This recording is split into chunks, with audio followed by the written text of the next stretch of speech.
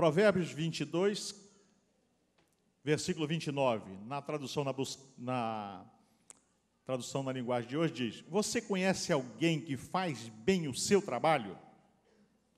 Saiba que ele é melhor do que a maioria e merece estar na companhia de reis. Na outra tradução que eu uso aqui diz: vê um homem perito na sua obra, perante reis será colocado, será posto, e não entre a plebe.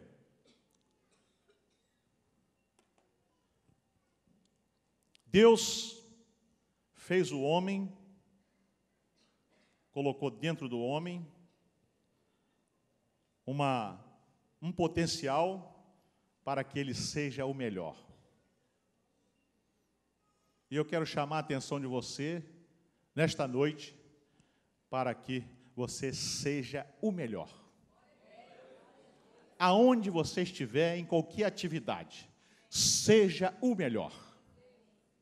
Eu tenho que ser o melhor, você tem que ser o melhor. Não é por soberba, nem por vaidade, não. É porque Deus fez você perfeito, fez você o melhor. O Espírito Santo te capacita para você ser o melhor. Estava ouvindo a professora, né? Ali fez o mestrado, vai fazer doutorado agora. Quem aqui quer ser o pior? Levanta a mão. Quem quer ser o pior? Quem quer ser o melhor? Quem quer ter sucesso? Glória a Deus, graças a Deus. Pastor Charles, é uma benção essa igreja, hein? Só tem gente boa mesmo aqui, né? Uma benção muito grande.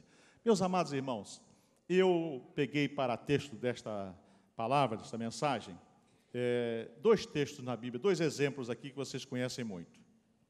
Para ser o melhor, 3 tópicos que eu separei. Você tem que ser uma pessoa que deve resolver problemas e não criar problemas. Graças a Deus, pelo que eu estou vendo aqui, nesta igreja, aqui só tem pessoas que resolvem problema. Ninguém traz problema aqui para o pastor Charles, né? Isso é uma bênção, né? Quem pode dar um glória a Deus aí por causa disso? Fale para você mesmo: eu não crio problemas, eu só resolvo o problema. Amém? Graças a Deus. Então, nós vamos aprender a sempre resolver problema e não criar problemas. Aí você vai se tornar melhor. O segundo item: aprenda a se apresentar bem. Ninguém aqui na igreja que eu estou vendo, igreja de jovens, igreja de gente madura, mas ninguém aqui está mal apresentado. Todo mundo está bem apresentado. Em terceiro ponto seja um bom aprendiz. Seja um bom aprendiz. Vamos lá. 2 exemplos para que nós possamos entender um pouquinho desta matéria de ser o melhor. Por que ser o melhor? Para que ser o melhor? Vocês conhecem muito bem uma passagem muito conhecida, todo mundo que é cristão, e pelo montoeira de gente que eu vi aqui que tem Bíblia, conhece a história de José do Egito. Todo mundo conhece a história de José do Egito, né? José do Egito, aquele menino, foi colocado na cisterna pelos seus irmãos de invejosos, depois resolveram não matá-lo, tiraram, venderam para os ismaelitas, aí chegou lá, Potifar comprou José, e aí José era o melhor escravo. Era o melhor escravo, estava na casa de Potifar, mas ele era o melhor. Um escravo, mas era o melhor. O que aconteceu? Num instantinho, foi o melhor, e aí Potifar botou ele para governar a casa dele toda. Não foi isso que aconteceu? Ato contínuo, aquela mulher de Potifar, que não devia ser gente muito boa, quis agarrar, né, lá o irmão José. Mas o irmão José, um homem que vivia na presença de Deus, um homem que temia Deus, era o melhor, saiu correndo, mas houve aquela história toda, vocês conhecem, a mulher conseguiu agarrar a capa, e ele foi jogado na prisão. Lá na prisão lá, meu irmão, vocês veem hoje aí no noticiário, de prisão no Brasil, e tem umas prisões horrendas, né? Tem umas prisões aí que a gente vê o sistema prisional brasileiro, uma calamidade, gente jogada assim de maneira triste, né? Mas o que acontecia com José? Naquela época, era uma prisão, você imagina a pior prisão que tem aqui, que lá era pior. Aí José, o servo de Deus, era o melhor. Chegou na prisão, já começou a arrumar as coisas, e aí começou a limpar daqui, limpar dali, e tomar conta de um, ajudar, e aí o carcereiro já botou ele para chefiar a prisão. Quando você é o melhor, pode ser a pior circunstância que você tiver. Se você for o melhor, você vai melhorar aquela situação ali. Pode ser a pior coisa, mas você vai melhorar. Então nós temos esse exemplo de José. José tem o nome dele registrado, depois dali, os irmãos conhecem, tornou-se governador do Egito. Que bênção maravilhosa, né? Governador, porque era o melhor. Era o melhor. Foi o melhor. Mas tem uma outra história que se encontra no segundo livro dos Reis, capítulo 5, que todos conhecem aqui. Quem já ouviu a história de Naamã? História de Naamã. Naamã. Eu vi que pouca gente levantou a mão aqui.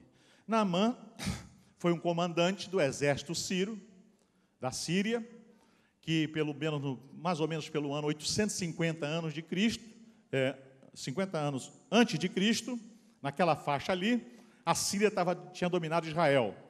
E então, o comandante Naamã, um general de exército, foi até Israel, dominou e levou uma escrava para Damasco, capital da Síria.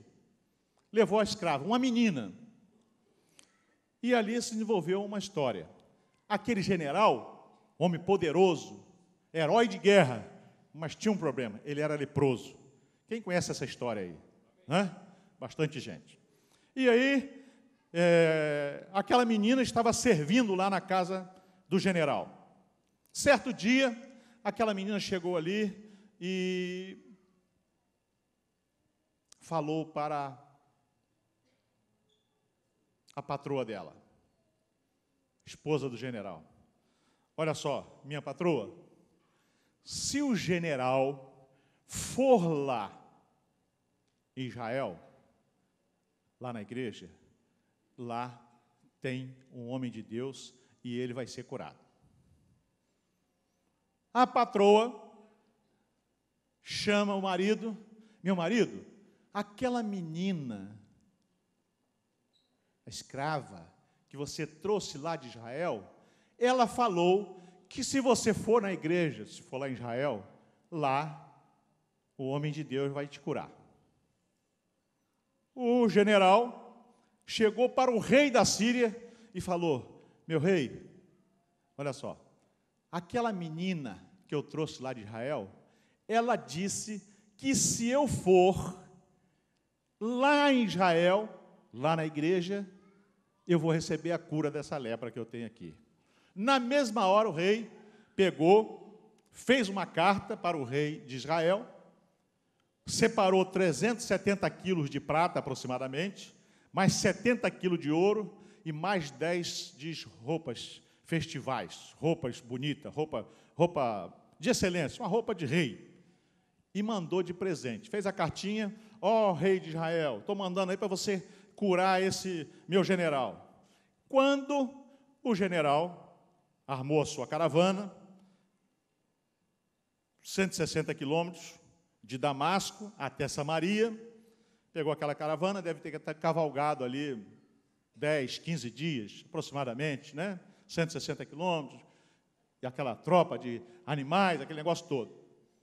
E aí chegou lá, entregou a carta para o rei de Israel. O rei de Israel entendeu que era uma encrenca que o rei da Síria estava querendo armar. E aí pegou: está pensando que eu sou Deus? Rasgou as suas vestes e se lamentou.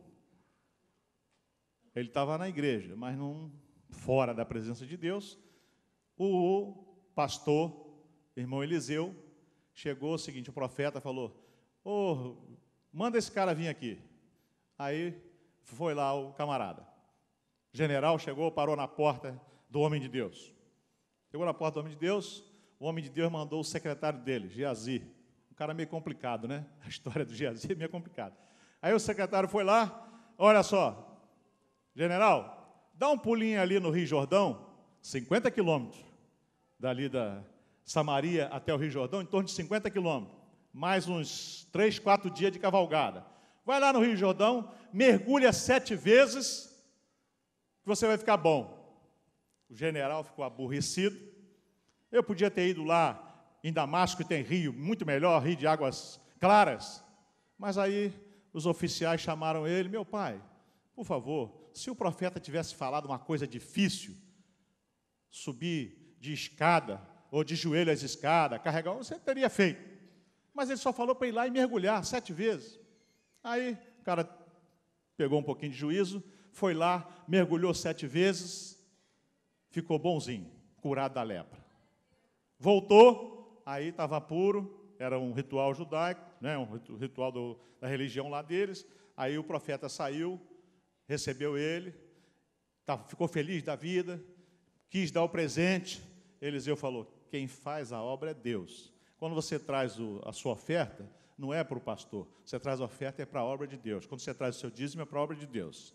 E aí, o profeta falou, de jeito nenhum, foi Deus que fez esse milagre. E aí o general falou, olha só, então, o homem de Deus, deixa eu levar 2 cargas de terra. O costume daquela época é que a terra era abençoada, então ele queria levar 2 cargas de terra, ele falou, deixa eu levar 2 cargas no meu mulo, na minha mula, para que eu possa fazer lá em Damasco um altar, porque eu agora tenho certeza que o único Deus verdadeiro é o Deus de Israel. Louvado seja o nome do Senhor.